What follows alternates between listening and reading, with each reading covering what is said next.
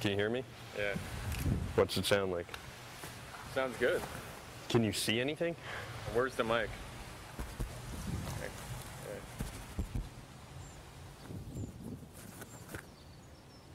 There.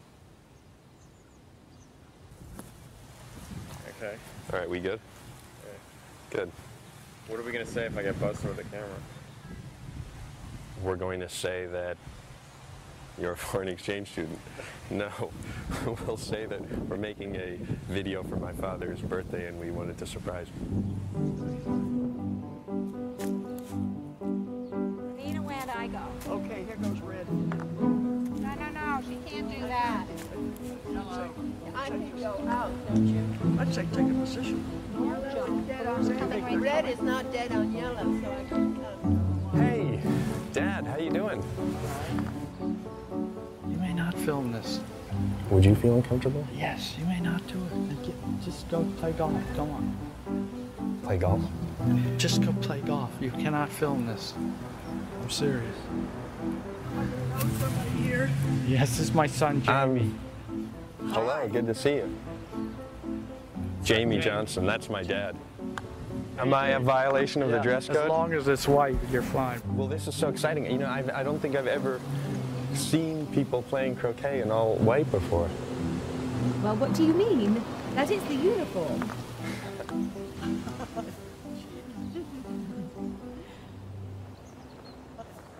This is for the club paper? Yes. Great. You look like a gangster. Take your glasses off. Hey, can you get closer?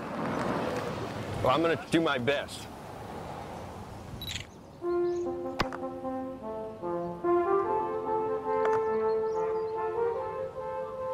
Wonderful shot. Are there teams?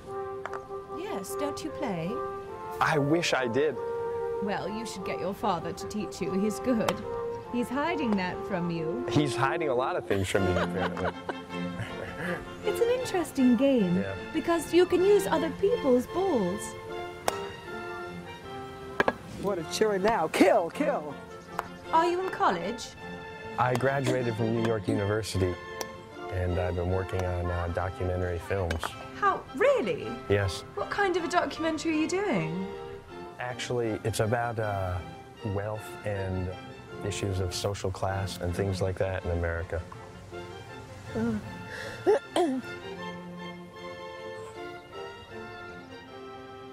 You cannot film this. I'm serious.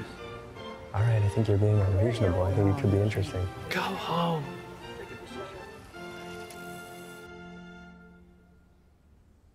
This is really what makes a family great. The center of a family, what I see is a white, beautiful sphere of pulsing energy, inside of which all of you sit. And you're all atoms growing energetically, helped by each other. And that I know I'm a lucky guy. puts out energy, doesn't it? My great-grandfather started the Johnson & Johnson pharmaceutical company, and my father inherited a fortune worth $1 billion. Frankly, delight. People of this character are in that first circle. Every year my family meets with an advisor to discuss our finances, The barn, that when you're looking for and he a usually trustee, says you're the looking same for people thing. to be in that first We circle. keep getting richer. And frankly, if they are in that first circle, the In protectors fact, may do our family's fortune is growing faster than ever. We're part of a small number of American families that own most of the country's wealth. Having so much in the hands of so few can't be good for America. family of all of you grows. It's a problem I've asked my father about before, but he has no patience for it. I can't tell you how, you know, how to solve these problems. Don't reach for that shit. I gotta go. I gotta go. We're not done. We're done. Dad, just wait. I have more questions. I'm not an expert on these issues. What do you want from me? It's obvious that my dad doesn't want to talk to me, and I think I know why. When he was my age, my father made a movie about poverty in Africa. I know his family severely reprimanded him for making his film, and that's probably why he's so reluctant to participate in mine. For them, shining a light on the extreme gap between rich and poor hit too close to home. The wealth gap is hard for rich people to acknowledge anywhere in the world, especially when it's in their own backyard.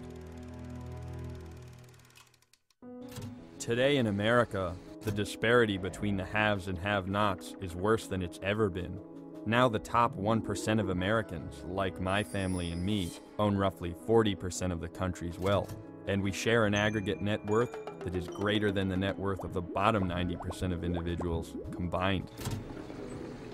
Even though the last 28 years have brought America the largest economic boom in the history of finance, most of the rewards have gone to those who were already at the top of the ladder, and they still do.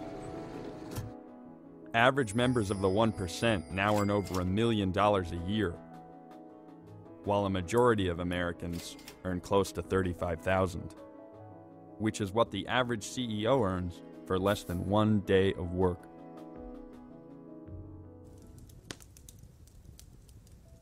No one has watched the rich get richer more closely than my family's financial advisor, who manages the fortunes of some of the richest families in the country. Jamie, I'm not against you making the movie. The movie is fine for you to make. It's good for you to have something to do with your life, and it's a good project, but you don't know what the hell you're talking about.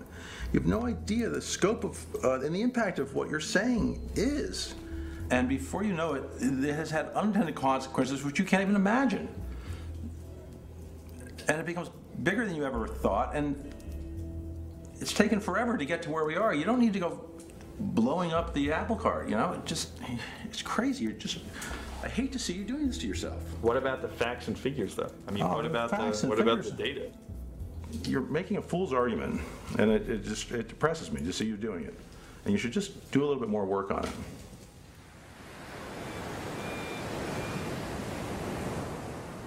I don't think Brian does really want me to do more work. When I asked him for the names of other clients I could talk to, he refused to give them to me. So without his support, I'm using my family name to enroll in one of the most exclusive wealth conferences in America, where the wealthy go to discuss strategies for keeping their fortunes growing. The average net worth of the families that attend our conference is confidential, but it's a pretty large number.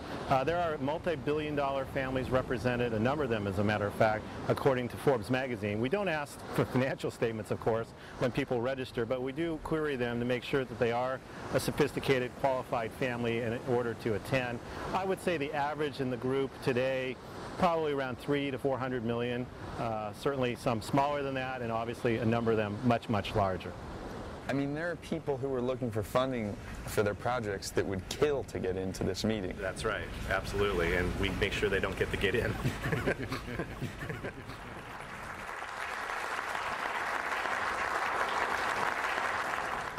My goal as I get older for the families I serve, the few that I'm still consulting to, is to see if I can help them get to their 5th generations in good shape and go on from there.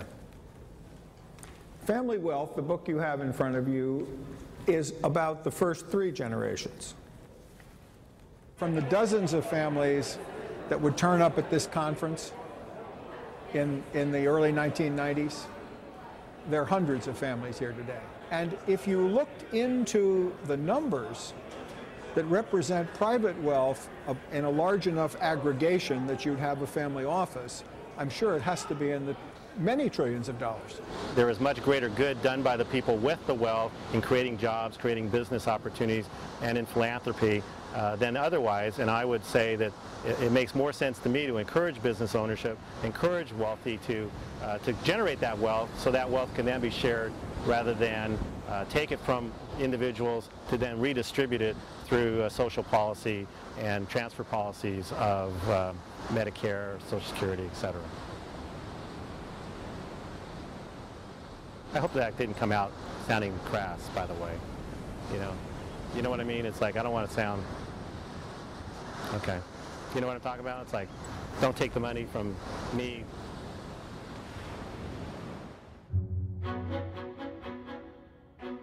In the early 80s, the American economy was rebuilt around the interests of big business and wealthy individuals, with the idea that their success would eventually benefit everybody. This trickle-down policy was the brainchild of the economist Milton Friedman, who got a Nobel Prize for it in 1976, and now his ideas are more popular than ever.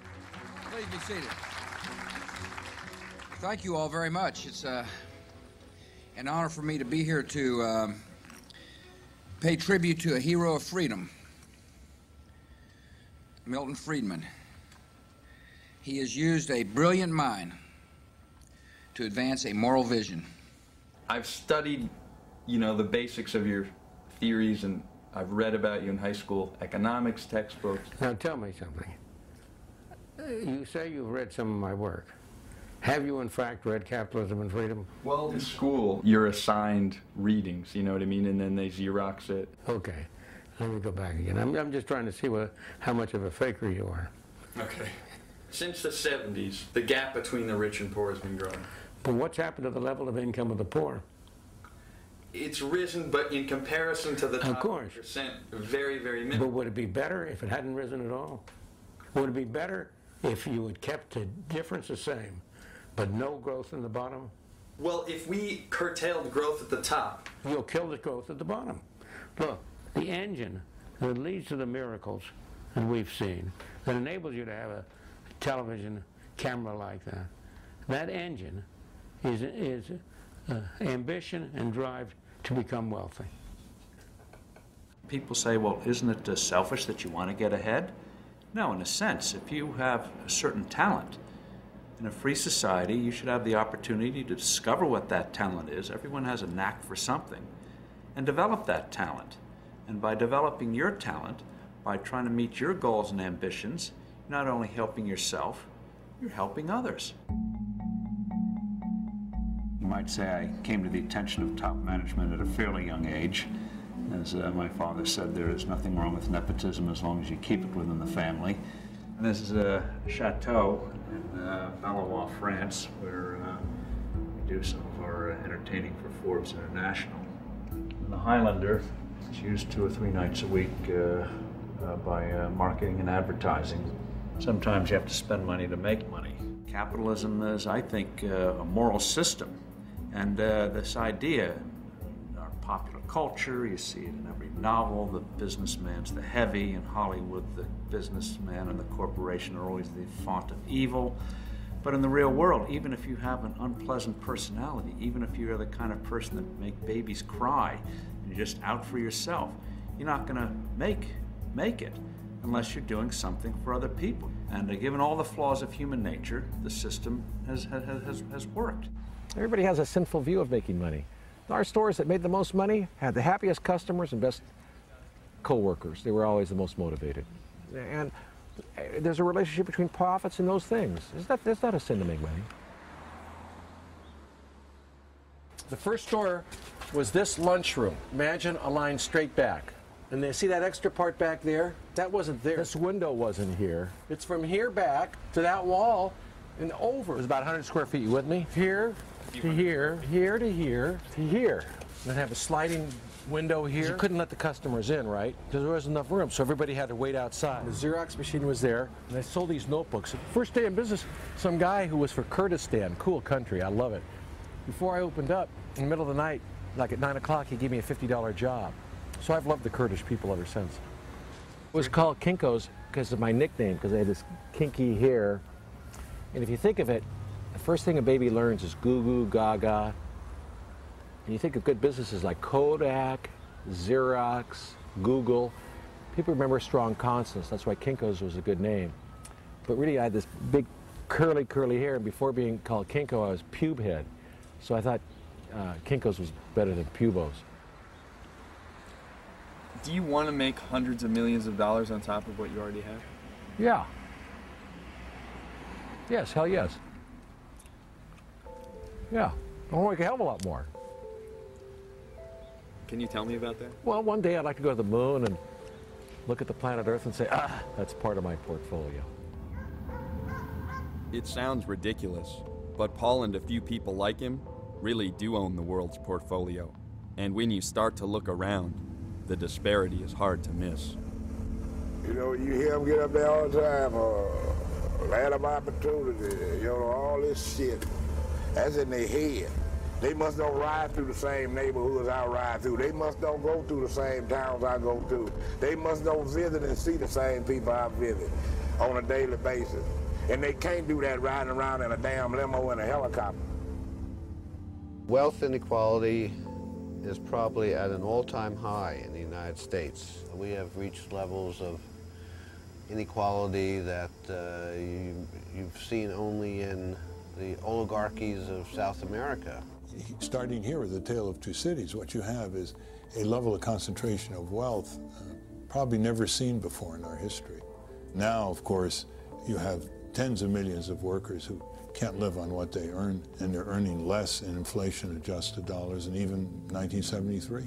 Countries like Peru or Venezuela, Colombia, even Brazil, there have been armed rebellions going on for decades now. And given the sense of frustration among the working class in this country, I would not rule out the possibility of this kind of armed rebellion in this country. It's hard to say why that particular bullet was shot, but you know, it's a neighborhood where a lot of things are changing, where a lot of people are upset, where people have been pushed out of their homes by real estate value, not being able to pay their taxes, whatever else. You know, I've tried to think about it. I've tried to think about if I were out there and someone else were in here, what would cause me to be resentful or envious.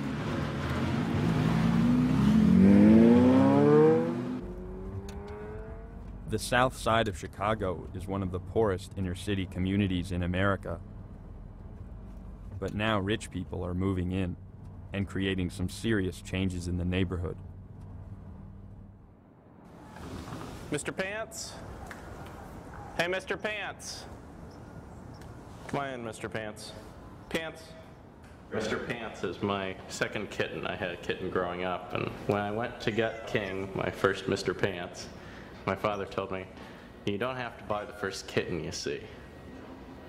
Well, I walked in, he kind of came over and purred, and I was like, oh, I want that one, you know. First kitten I saw, I bought it. Well, buying a condo was kind of similar. I walked into this room and I said, wow, you know, I've been in a lot of the coolest houses in Chicago. I've never seen a room like this. Let's get this condo. So I got with my dad and we talked about it. And I said, wow, I gotta like run to an ATM and get the deposit and whatever. I was just freaked out about it. 30 days later, I owned the place. And I haven't regretted the transaction since. It's a very thought-provoking place. You see the train go by and you're reminded that there are other places in the country other than Chicago. And you see what used to be housing projects are suddenly condos, and you wonder what impact you're having on the city and who lives here, who can afford to live here.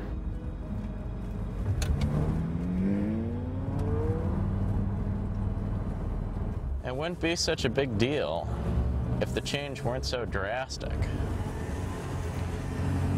So these buildings used to be public housing. Now they're being taken condo. Sure, you put in new windows and you spruce the place up a little, but the fact is that someone who is using the public housing system lost his home for each one of these units that's being created.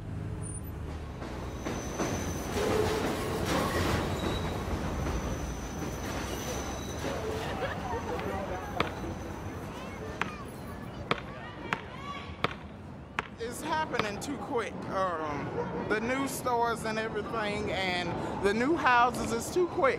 The subway right there, all of this is, I mean, it's too quick. It's too make-believe to be true. Because like 5 years ago, you would have never dreamed that those nice condos would be there, and then the subway would be there. Overall, I think gentrification is a tool that solidifies the stratification of classes. There are people who live in an area that becomes 100% people like them. 3 big tools have been used in a lot of areas. First, you build a big police station. Secondly, you tear out all the basketball courts. And lastly, if there's a local public school that poor people attend, you tear down the school. They closed 3 schools up in our neighborhood. The middle school, the high school, and the baby school. Why? They closed 3 buildings. I don't know. I guess they trying to push us out the neighborhood. It's decent people living in the project. You know, pay their rent, people work. You know, everybody ain't the enemy. Just say that. Hey, what's happening? You lived here Yeah, I lived here approximately my whole life, 28 years to be exact. So this is the garbage they put up here that they supposed to have been taken down because the problem they had is fixed. This is our lobby. The phones used to work when the police used to have a police station right here. This used to be their police station right there. What happened to that? We ran them away. Well, the people ran them away because they was on BS. They got our mailboxes. Half of the doors don't lock on the mailboxes. Do you have any mail? Do I have any mail? I ain't checked the mailbox today.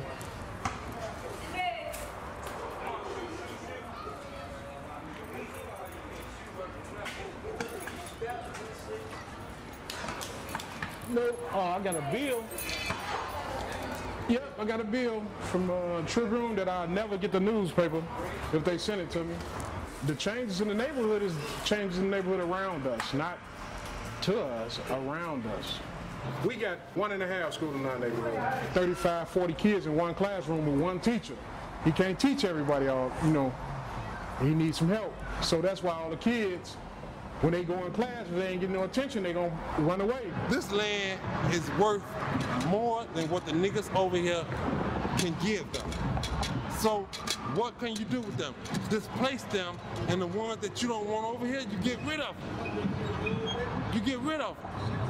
You know, and what you use as an excuse, use the drug dealers, use the cocaine house. You know what I'm saying? Cocaine dealers. You know what I'm saying? You use the people that's over here doing nonsense to try to get rid of nonsense. We grew up as a family. You know, one building to the next building to the next building. You know, you can sit up here and talk all you want to, but yet still, we love our kids. This is my son. Come here. This is my son. Do you feel like your kids have an opportunity to get rich in this country? Hell no. Hell no. They ain't no rappers. My kids ain't gonna be rappers. They ain't gonna be rich. It's easier to just cleanse the earth of these people, send them to the far reaches of the universe, and the mayor's office will build a big police station, build a bunch of townhouses, the yuppies will buy in and bougify it, and suddenly we'll have a community. Yeah, there'll be a bunch of people displaced. Yeah, there'll be a bunch of crime problems, but it's easier. We found the easy solution. Charles Darwin did not invent the term survival of the fittest. That was Herbert Spencer, a social Darwinist who thought that if we just allowed the rich to get richer, that was good for society because we want to discourage the poor from having a lot of children and basically surviving. That kind of social Darwinist notion has stayed alive in certain quarters, and I believe that it is there behind much of the economic policies we are now seeing. Look, there never in history been a time when the ordinary people of this world, and particularly in the rich nations like the United States, Britain, and Europe, never been a time when the ordinary people have had the level of income and living that they now do. But what about the tens of thousands of people whose lives were affected by this decision? You can't make an omelet without breaking eggs. You have a system which is overwhelmingly yielding good results. But there's no question that it's not perfect, and there are cases and people will get hurt, but that's true of any system. Doesn't it make you nervous when you see so many powerful and extremely wealthy individuals sitting there directly influencing those politicians when we're in a democracy? They're not influencing anything. They're playing a role in the political system, but Congress is ultimately going to be influenced by public opinion, by what the public wants. The public will get what the public wants. A few months ago, I told the American people I did not trade arms for hostages. My heart and my best intentions still tell me that's true, but the facts and the evidence tell me it is not. In the 1980s, the U.S. government illegally sold weapons to Iran and used the money to support Nicaraguan rebels in what turned out to be the Iran-Contra scandal. At the center of the deal was one billionaire who had unfettered access to the secret workings of the U.S. government.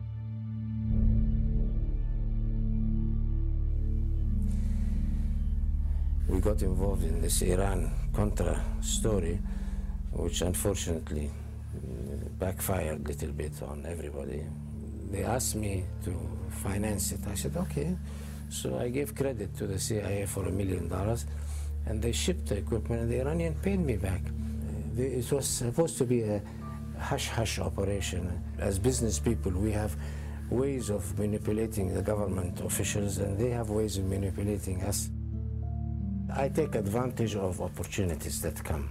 In all relationship in the world, when you have contact, like if I have contact with you now, I will call you when I arrive in New York and say, hi, Adnan, I want to see you. I have to, it's nothing abnormal. You probably will take me out to dinner and introduce me to another person who I make business with.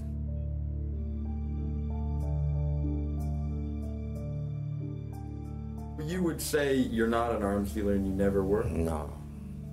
The truth is, if you investigate through the records and so on, you find out we never dealt in arms. It was just a title given to us by the press. But when you helped connect the United States government and the Saudi government over sales of weapons, what would you call that? Marketing. I worked with the British on the Lightning program. I worked with Raytheon on the missiles. I worked with Northrop on the F-5. But this is normal business. This is the whole life around the free system is like that. It's been the case for the last 25 years in the United States that the amount of money flowing into the system for political contributions has been a major shaper of who gets what within the economy, because they always want something, whether it's a tax change or it's a change in regulation or it's a subsidy or what have you. And as a result, there are a number of studies that show the people giving the money have often had the greatest benefit in terms of what happened to their stock price or their own personal fortune. Meet the kings of sugar, Pepe and his brother Alfonso Fanjul of Palm Beach, Florida. Critics estimate these plantation owners make an extra $65 million a year off the sugar program in American consumers. The government puts the total cost to consumers at least $1.4 billion a year. The Fanjuls, there is no story of the Fanjuls. If you're got me up this morning to talk about the Fanjuls, and we're making an issue of the Fanjuls as such, we could get it over with in a hurry. In that fatal moment in the Oval Office, when Bill Clinton was confronting Monica and telling her it was over, he's interrupted with a call from, it turns out, Alfie Fanjul. Alfie Fanjul was very concerned that Al Gore had made a speech the day before saying that sugar companies were going to have to pay for the cleanup of the Everglades.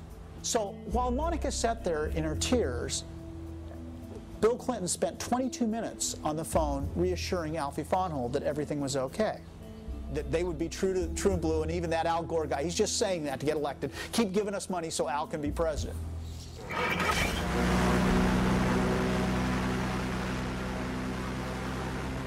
Nobody knows exactly what it costs to produce a pound of sugar in the Everglades, but it's the second most profitable crop to tobacco in the United States, and it has made the Van Hool family extraordinarily rich.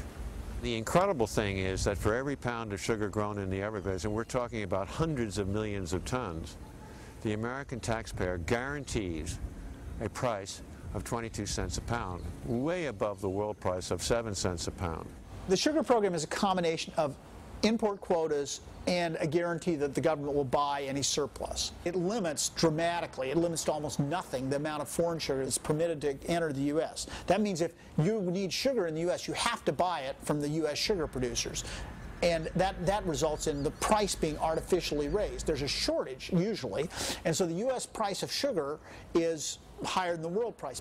So you can go to Canada and the price of sugar is 1/3 of the United States, or Mexico is 1/3 of the price in the United States. And they guarantee the price. So if there is too much sugar in the United States, the federal government will buy the sugar at the high price. It makes zero economic sense. Here the country's running a $500 billion a year deficit, and we're subsidizing sugar production in the Everglades, which is damaging the same system that we're spending hundreds of millions of dollars to repair. If you really think about it, it's nonsensical, it's even comical. If it wasn't so hideous, it really would be laughable.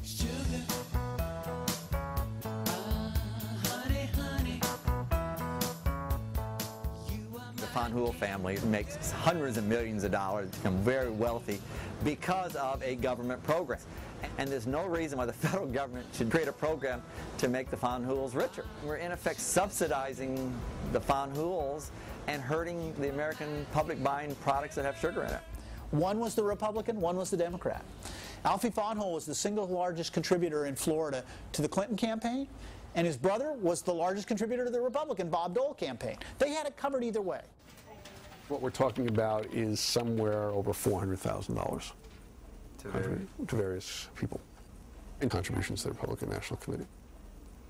They are putting down, in most of these cases, their occupation is with the Florida Crystals Corporation. That's the Sugar Corporation. Yeah. Well, that's them. Money doesn't decide every issue in politics, but most issues it plays a major part in. And if you're going to try to understand politics and why things happen the way they do in Washington, you have to, as they say, follow the money. That's an industry. How democratic is that? It ain't. It is called free enterprise. It is free enterprise.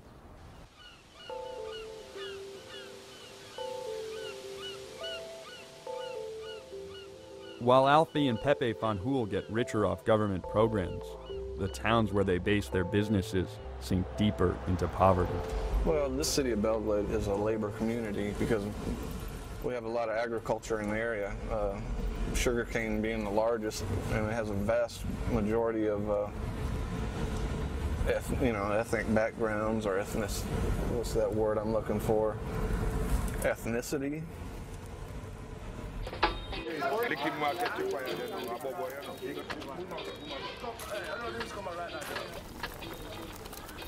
When sugar barons like the Van Hools needed cheap labor, the U.S. made an exemption to immigration laws. Foreign workers were imported on a special visa to cut sugarcane to third world wages. It really disappoints me. I'm saying, but you gotta see it. It's a system, you can't beat it. Everybody from Jamaica come here. They come here to achieve something. They support them family. Hard work. Real hard work. You know. Sometimes our supervisors tell us, boys, it will be blood, sweat, and tears. And it was. I used to see people, man, go out cutting canes when I come to visit my cousin. They come back, lacerations, the canines, they cut them in the hand, chop them in the leg. I see men cut off in thumb, clean as a man bust in knee. I see a lot of things going on in the field. The figures show that every year there was an average of 10 workers killed in sugarcane work. when the government came down as part of their review of the Sugar Act to see that the workers were being paid properly, it found massive minimum wage violations throughout the sugar industry. This, we believe, cost the workers probably, certainly millions of dollars a year, maybe as much as $10 million a year. There's a lot of time we know that we was short pay or, you know, are doing some work for a lot of lesser money more than what we supposed to work for, you know. But ain't nothing much we can do about it. Yeah. Guys go out there and they work all day long. How much you made today? $35, $40. You got to work your behind off to make $50. Although the Van Hoels deny wrongfully cutting wages and putting their workers' safety at risk, eventually mounting lawsuits and increasing scrutiny caused them to mechanize their sugar harvest. Many of the migrants who had come to work in their fields stayed in America, hoping for other opportunities, but they haven't made it very far. Do you think it makes it difficult for the people living in that community to change their lives when they're raised in that community because they live in those conditions? No. I mean, there's a lot of talent down there. A lot of talent. You know, this community here has produced several famous football players. Okay? Fred Taylor for the Jacksonville Jaguars. So that's the way they... I mean, that's just one of the ways. Jesse Hester used to play for the Colts and the Raiders. His family lives right back here. I mean, that's just one of the things. I mean, and then there's other athletes, and there are a lot of talented people in this community.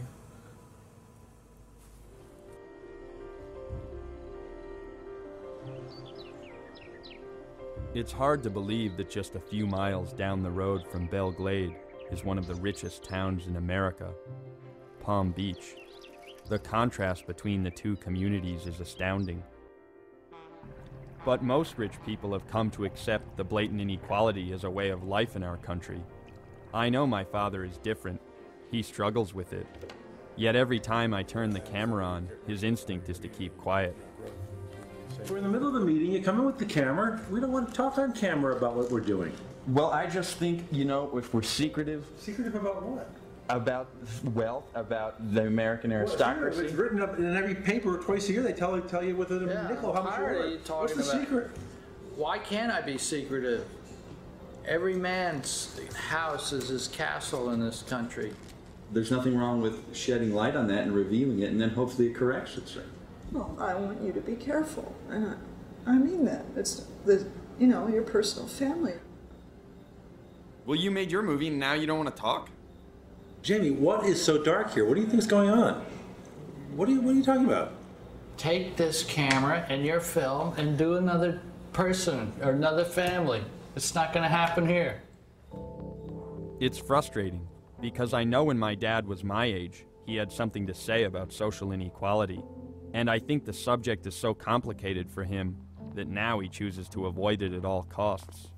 But for some rich people I talk to, inequality is easy to understand. It's preordained. If you inherit money, then you feel, why did I get all this and somebody else is poor? Well, God had a reason for that. God's never going to give you anything that you can't handle. People mistake the Bible as something that you put on the shelf after Sunday, but it is a guideline that you run your business by, you run your family by, and you run your life by, and you will succeed.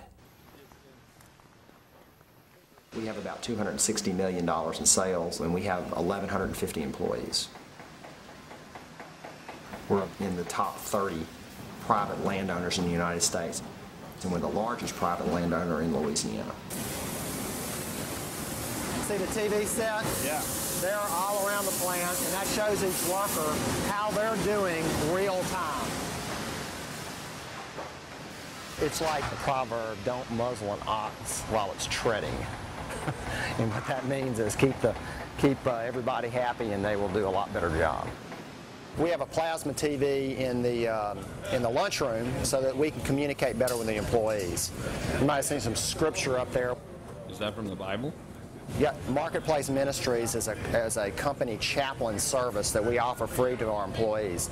They get breaks during the day and they can come in the lunchroom, have Cokes and sandwiches and so forth, and get their informations, infomercials, I should say, up there. They see what's happening. It's easier for a camel to go through the eye of a needle than a rich man to get into heaven.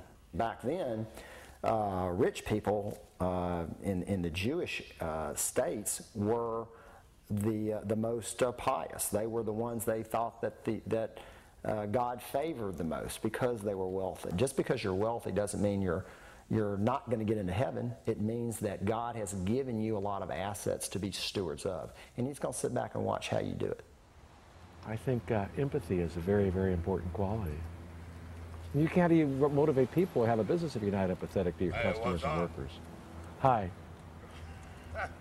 How you doing? Crazy, crippled, well, out of my mind, eating my bread and, you know, taking a little nap, you know. Yeah. I got this t-shirt, it's kind of crazy. What's a good, black and white's a good combination nowadays. Oh. Go. 50 cents. 50 cents, that's good. Hey, you got $1? Okay. That would really help me out. I can go to the store and fix myself up. Okay. Hey, thanks for coming by. Hey, cool. And what is your name? Paul. Hey, Paul. What's up, Nice to Paul? see you, buddy. Take care. I don't usually give homeless folks money. Unless a homeless person is playing music or trying to better themselves, selling pencils or doing something, I generally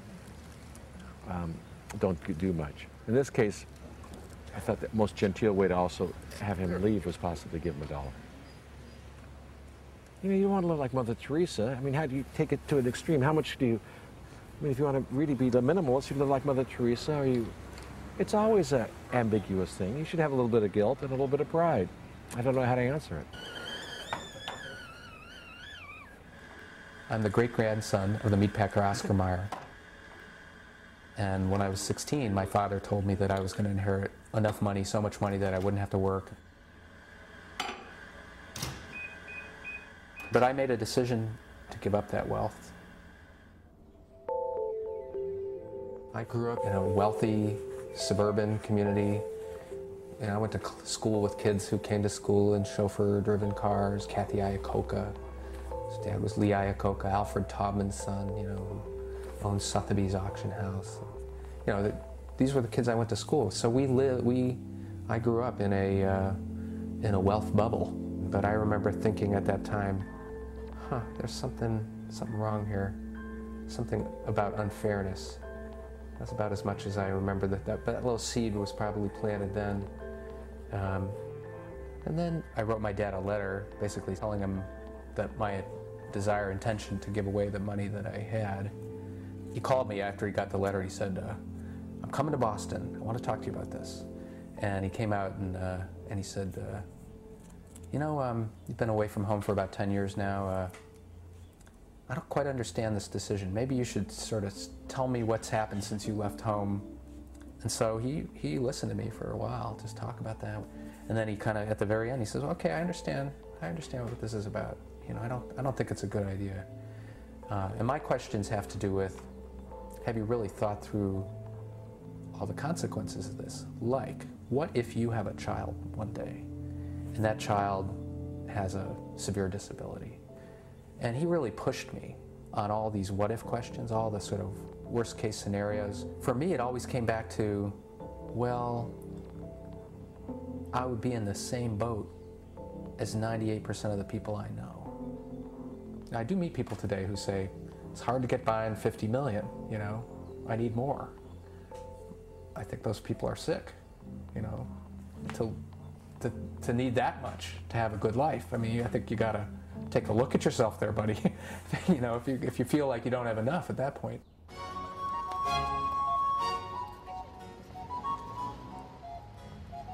I'm in Los Angeles and I'm staying at the Beverly Wilshire. People ask me why I stay at the Beverly Wilshire rather than other more trendy hotels.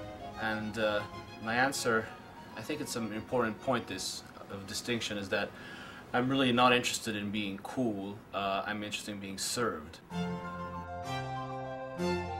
I'm from Italy, and in Italy I possess money, but also notoriety. Notoriety for what? For having been rich for, say, 5 centuries. When I moved to New York, all I was a young kid with money, and I really felt that there was something missing. At home, I was, the Baron. Here in America, you're nobody. Are you a model, or do you act, or... I'm just asking. No, I don't do anything. Actually, that's the point of the whole documentary. I'm just like a rich dude in Rodeo Drive, and the fact that I don't do shit, that's. Here, there's no monarchy that can knight you and say you're a baron now, but there is the media.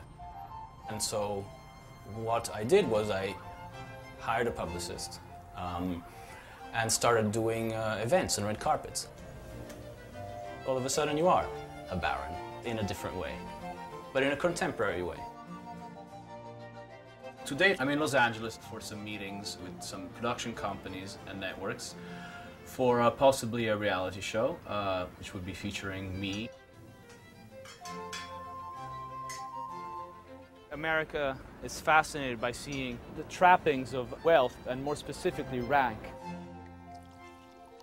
Americans rejected inequality at the inception. They said no to aristocracy, they said no to all of this. But at the same time, when you shed your sins, you retain a secret desire of having them back.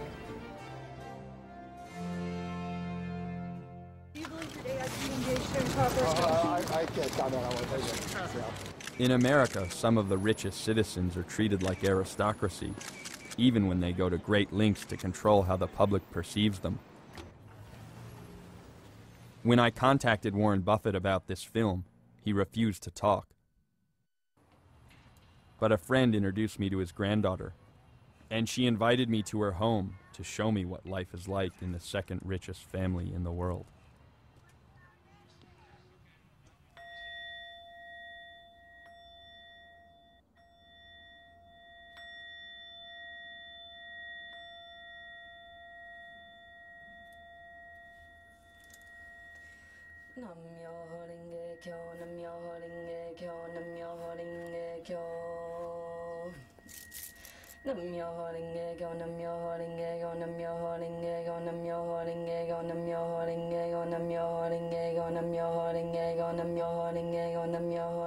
I think when we can really let go of excessive stuff and the need to, kind of have excessive stuff is a real,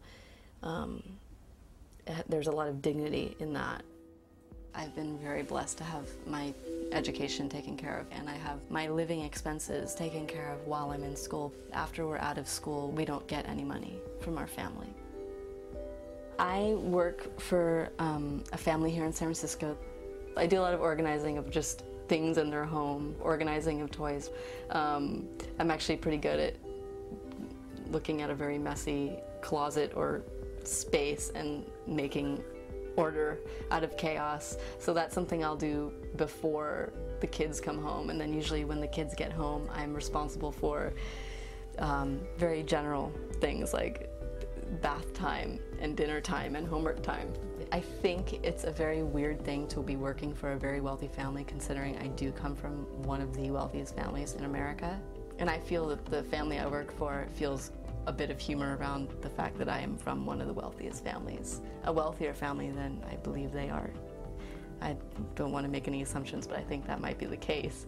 And I think we all kind of find it odd and also just wild and a little bit funny that that's the case.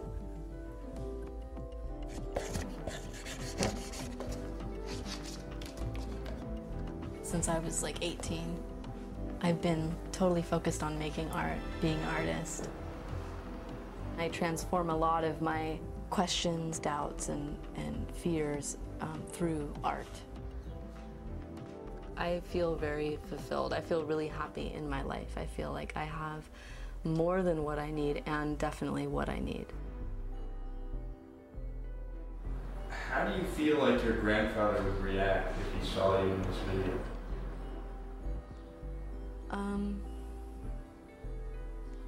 I definitely fear judgment. Money is the spoke in my grandfather's wheel of life. I think either people are coming from a place of love or fear, and fear drives us to want to hold on to things and not share because we're afraid that there's not enough for ourselves, and if we let go, you know, we're gonna not have enough for ourselves. Fear is what stops most wealthy people from talking about their money. In many cases, children in wealthy families are nervous that they're going to get punished for what they say. I don't think Nicole or I expected how severely her grandfather would react to her presence in this film.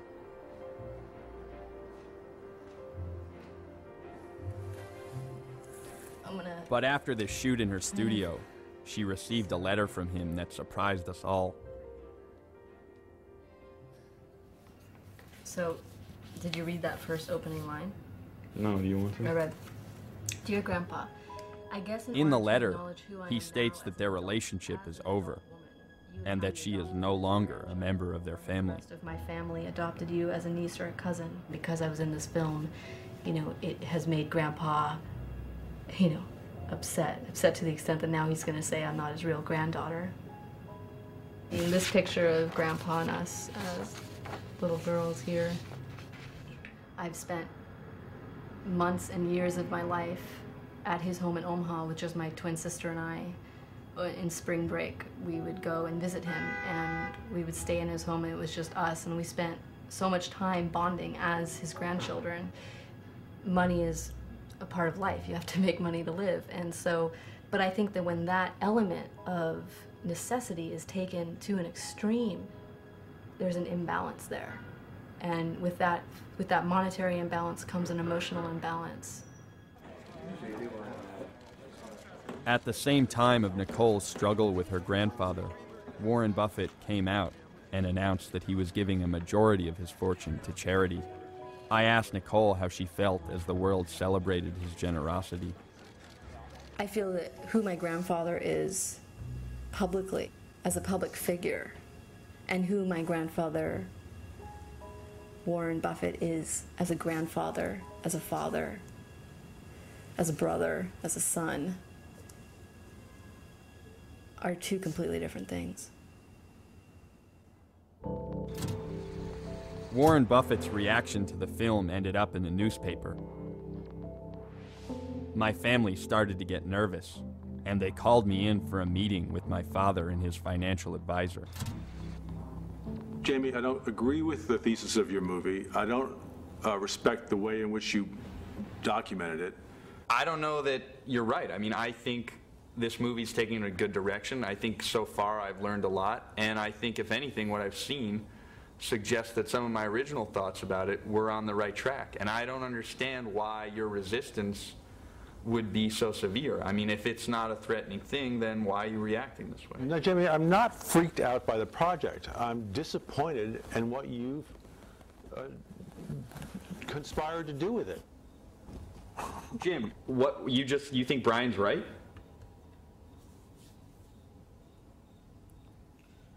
What do you mean, Brian? He's upset. I can understand it.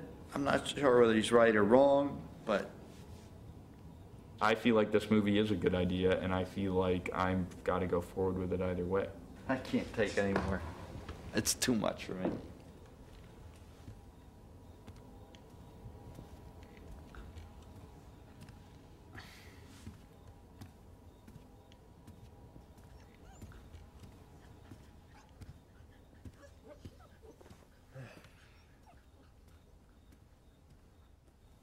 Oh, dear. Well, Brian, I don't understand why. I'm human. I get pissed off when you say, okay, fine, I'll go do my homework, and you don't. I don't need it. It's a pain in the ass.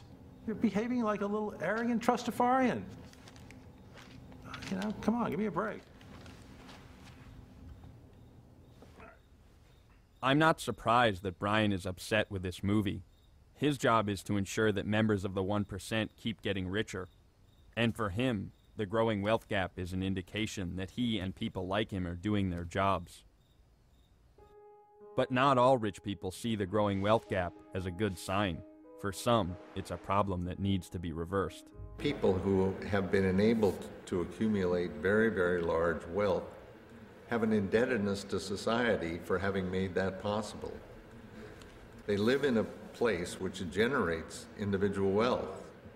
The creation of the microprocessor, the human genome, research, the internet, none of those things would exist but for the $90 billion that the federal government spends every year on basic research. People don't really see the role that the use of tax dollars plays in making our economy so vibrant. Hold on. What if we had a slightly more aggressive tax system and supported the bottom? You would have less growth, and the bottom would be poorer. Would in the end up worse off. You would do harm, not good. Look, people don't pay those high taxes. They find ways of getting around it.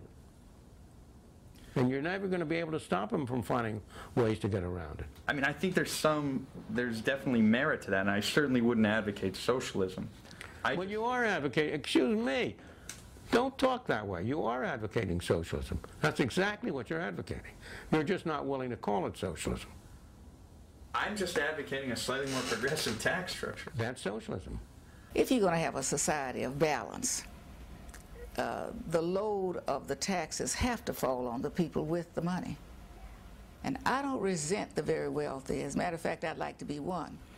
But I do think that many of the wealthy people understand that they could probably pass a little bit of another tax break to have a little left for a head start. Back in the old days, you would tax passive income, meaning dividend and interest income, differently than salaried income. Right now, a guy making money from dividends pays 15% tax, but a soldier over in Iraq pays 40% tax, 30% income tax. Imagine the idea of a worker going to a foundry every day, heat, dust, working. Imagine a society that says to that foundry worker, you're going to pay more share of your income in federal income taxes than the multi-millionaire is going to pay on his or her dividends and capital gains.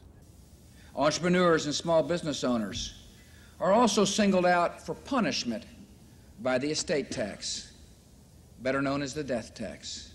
When you die, if your assets flow to your descendants, then the descendants that receive it are required to pay a tax on that transfer.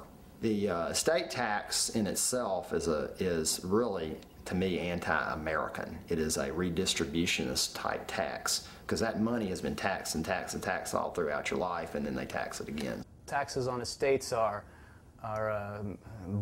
criminal, but and are unethical, in fact. The estate tax, in about 5 years, will only apply the federal estate tax to about 4,000 estates, the real rich estates, 10 million and above.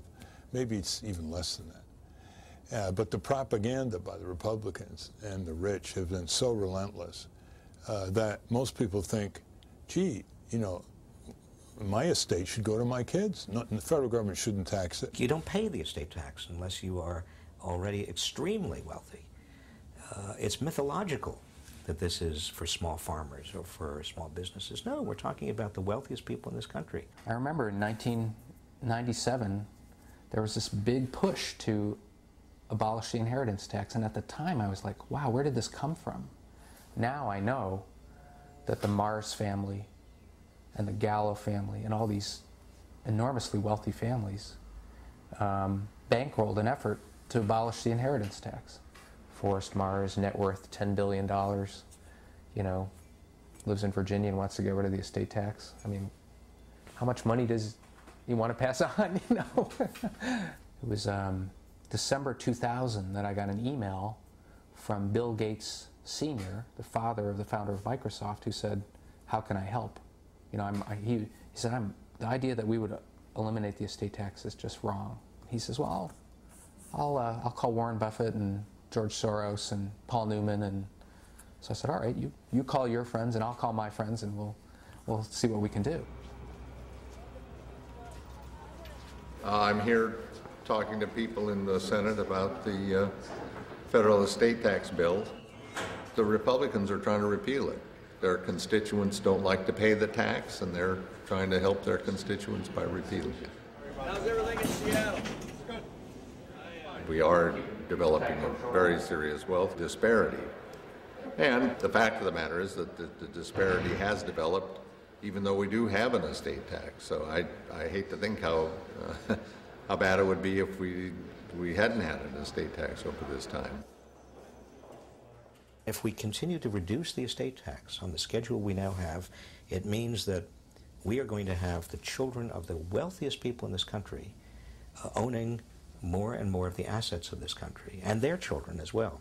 We're going to have family dynasties of a sort that we had in the late 19th century. Meanwhile, the rest of the country is going to have to be paying more and more in taxes to keep us safe from terrorism, to make sure we have roads and bridges and education and the minimum amount of health care we do, Medicare and Medicaid.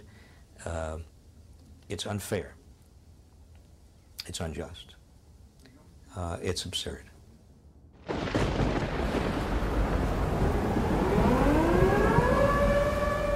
In late August of 2005, Hurricane Katrina hit the Gulf Coast of the United States. I want every American to know that their government is doing everything it can to help get relief to those in need as quickly as possible.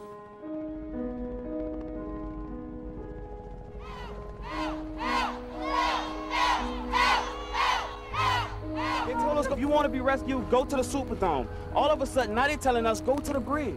Oh, we have very few resources. What are we supposed to do? It is wrong. We have no water. You could have dropped it from the sky from them helicopters. How's a 3-week-old infant gonna be able to survive out here with no milk, no water? Look how hot he is. He's not waking up very easy. We have regular insulin. There were like bodies floating past my front door, you know? Bodies floating past my front door.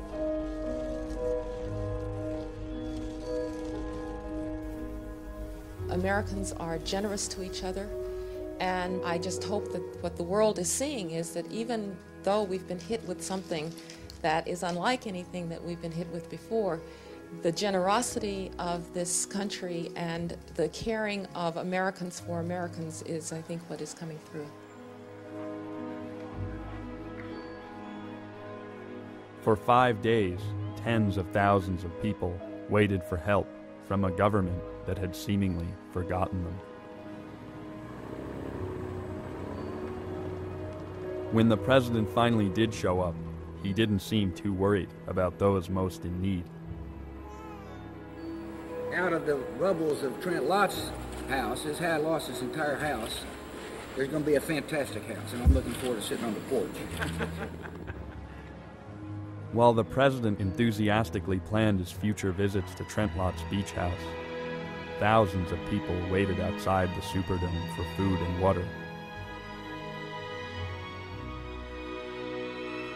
Within a few days of the disaster, people already living on the edge of poverty were pushed to increasingly desperate measures to survive.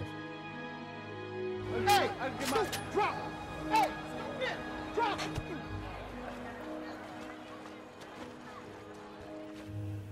It was the poor, the people that didn't have an opportunity to buy a ticket, or didn't have an automobile to get out of New Orleans. And even when we saw people calling out for help us, save us, we were slow to respond. We're one people, we're one family, we're one house. And we all must have a place at the table in this house. And I think those in high places, whether it's the President of the United States, whether it's the Majority Leader of the Senate, or the Speaker of the House, or the mayor of our cities, or business leaders, we must recognize the fact that none of us, not one of us, are going to get out of this predicament until we all sort of get out together, get tied together as a nation and as a people. The one thing you can depend on everybody is that he's going to put his interest above yours. I don't think that's a very hard thing to understand. Well, aren't all these signs that we're starting to see in America that are emerging in America? What signs? Didn't they all apply to past civilizations? We're not exempt from those rules of history, are we? When our society collapses, it will not be for the reasons you've cited. It will be because our government has grown too big, because we have not held government down to size. I'm nervous that because we're not asking the right questions, because we're not willing to curtail our rapid growth, because I think it's time for you to get out of here. We're at the stage now where the gap between the rich and poor is growing. You've exhausted my patience. I have. There is no equality in life. Forget about it. We are what we are. We are created layers over each other. This is it.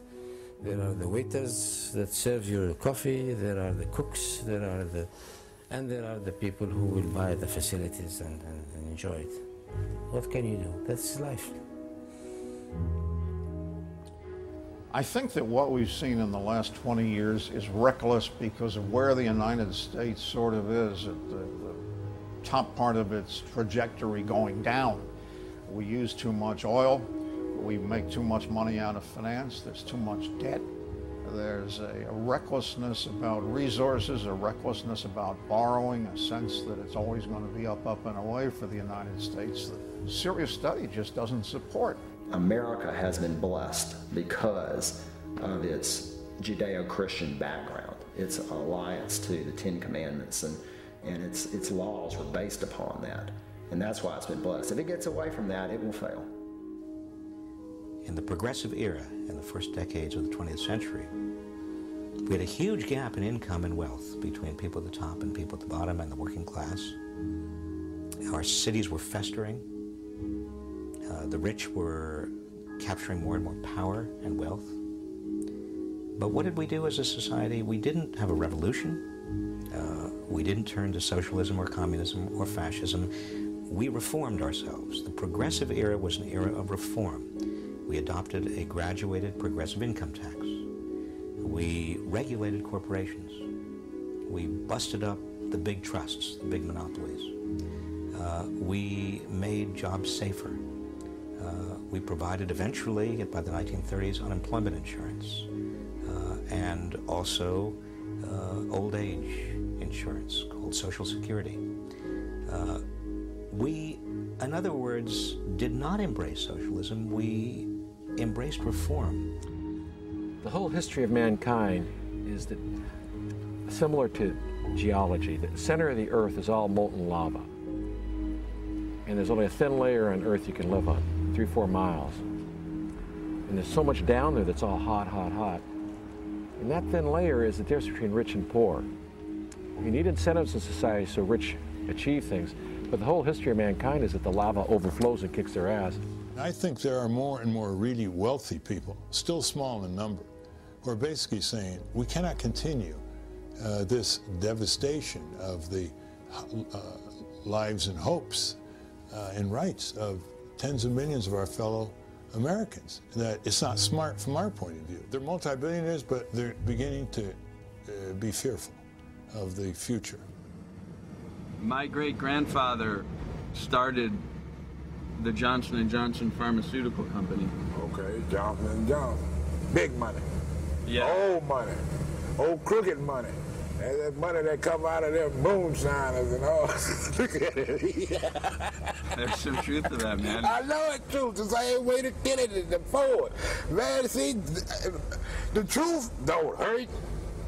You know, I can tell you something, and you might think I'm an idiot. My family was one of the richest families in the world. but not with money. With love, kindness, tolerance, and patience. Qualities that's worth more than money, and you can't buy that. They taught me how to love people for who they are, not what I want them to be. See, they taught me how to get along with people. They taught me to treat people the way I want to be treated. They taught me to treat each person for who they are, not clump them together, because we all different in our own way. That's the richness that I was brought up with.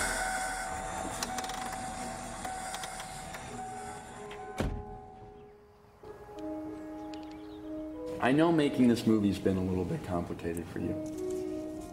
It has been complicated, Jamie. I wish that I'd shown more outward support from the very first, because you know, I am proud of you, and I hate to have to tell you this because I cry all the time, but it's true. And I just wish I'd shown you right away how proud I was of you and how much I agreed with what you're trying to do. I wasn't born rich, so I might have started out with a very different set of ideas. And I've tried to be sensitive to your dad's ideas about it.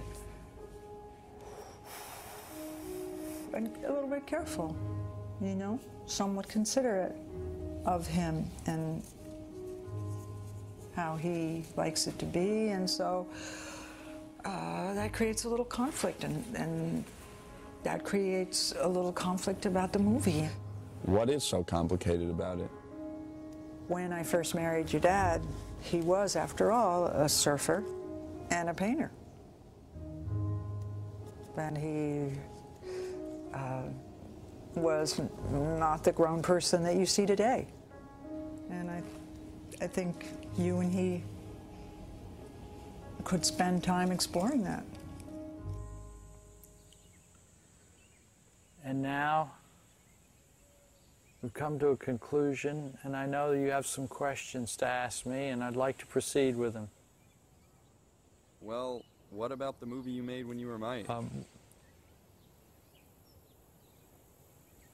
When I was much younger, just out of college, I got involved in charitable giving to an anti-apartheid organization that was making a film in South Africa. It involved wages and workers in certain companies. When it aired on public television, Johnson & Johnson, I know, was included in that. And several people connected with the company started to complain to the CEO there about, what's Jimmy Johnson doing? He's undermining our business. My name also appeared on the film credits, and I remember going down to meet with the CEO at the time, and I began to realize that it was a story with two sides. That yes, they didn't pay that high. Forget it. What? It's going nowhere. Just keep going. You got what I feel, and I can't give you solutions for the world. What do you mean? Well,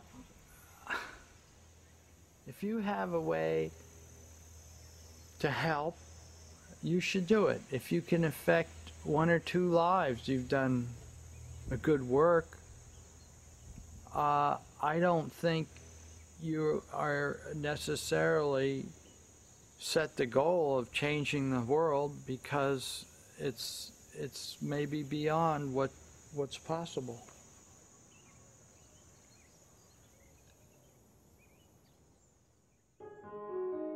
I'm proud of my father for making his movie.